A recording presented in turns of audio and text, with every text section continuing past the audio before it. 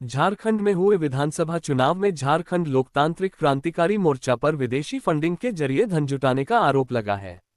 इस मामले में चुनाव आयोग से शिकायत की गई थी, जिसके बाद आयोग ने बोकारो डीसी को पत्र लिखकर आवश्यक कार्रवाई करने को कहा है। दरअसल बोकारो डीसी को लिखे पत्र में चुनाव आयोग ने बताया कि पश्चिम बंगाल निवासी राहुल बनर्जी ने ईमेल के जरिए राज्य चुनाव आयोग से शिकायत की है कि झारखंड में हुए विधानसभा चुनाव में झारखंड लोकतांत्रिक क्रांतिकारी मोर्चा ने अवैध तरीके से विदेशी फंडिंग के जरिए धन मंगाया था, जिसका इस्तेमाल चुनाव में किया गया। पत्र में लिखा है कि चुनाव में विदेशी धन का इस्तेमाल नहीं किया जा सकता, ये चुनाव आचार संहिता का पूरी तरह उल्लंघन है।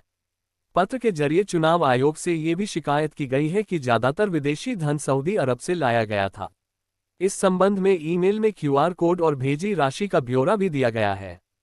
पूरे मामले को लेकर मुख्य निर्वाचन पदाधिकारी के रवि कुमार ने कहा है कि भारत निर्वाचन आयोग इस मामले में जांच के बाद कार्रवाई करेगा। इस मामले में आवश्यक जांच और कार्रवाई करने के लिए बोकारो डीसी को भी पत्र भेजा गया है। पत्र में ये भी बताया गया है कि जयराम की पार्टी के खिलाफ विदेशी फंडिंग की शिकायत करने वाले राहुल बनर्जी ने आयोग को तमाम साक्ष्य भी उपलब्ध कराए हैं, जिनसे पता चलता है कि सऊदी में रहने वाले 1 दर्जन लोगों ने झारखंड में हुए विधानसभा चुनाव में मदद के लिए जयराम की पार्टी को पैसे भेजे थे।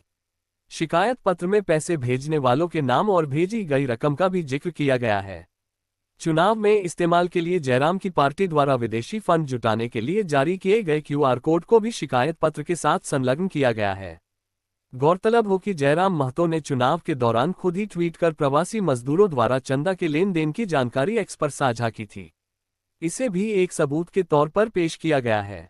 वहीं इस पूरे मामले पर झारखंड लोकतांत्रिक क्रांतिकारी मोर्चा के उपाध्यक्ष मोतीलाल महतो ने पार्टी के ऊपर विदेशी फंडिंग के लग रहे आरोपों को बेबुनियाद बताया। हालांकि वो इस बात को मानते हैं कि उनकी पार्टी ने चुनाव के वक्त स्कैनर जारी किया था, जिसके जरिए साउथ अफ्रीका, कतर समेत कई देशों में रहने वाले उनके समर्थकों ने पैसे भेजे थे। उन्होंने कहा कि विदेश में रहने वाले लोगों ने 100-200 रुपये जैसी छोटी छोटी रकम भेजकर मदद किया था। उन्होंने कहा कि वो खुद टुंडी से उम्मीदवार थे और स्कैनर जारी करके लोगों से आर्थिक मदद ली थी। उनका कहना उनकी पार्टी ने यहाँ के लोगों की मदद से चुनाव लड़ा, न कि विदेशी फंड से। आपको बताते चले कि फॉरेन कंट्रीब्यूशन रेगुलेशन एक्ट की धारा 3 के तहत राजनीतिक दल विदेशी फंडिंग नहीं ले सकते हैं। ये धारा उन्हें ऐसा करने से रोकती है।